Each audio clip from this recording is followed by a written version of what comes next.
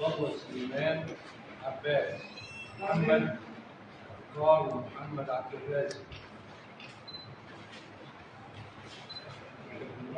الأول والرياضي الثاني والثالث والأوائل المشاور المتذكر المحمود ثلاثة زياد محمد عبد المنعم الثالث محمد حسني بن زياد براء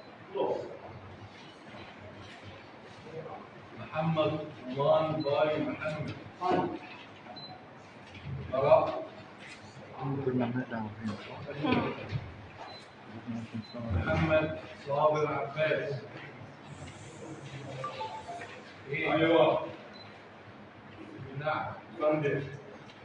حسين ابراهيم براء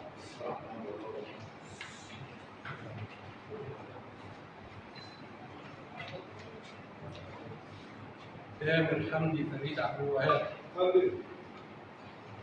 حكمت المحكمة حضوريا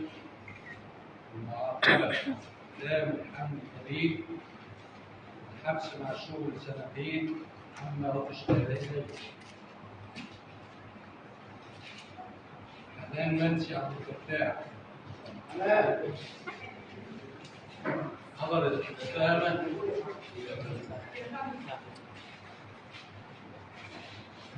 حكمت المحكمة حضوريا المعاقبة حنان منسي عبد الفتاح عبد الحميد السجن المشدد 10. رفع الكاس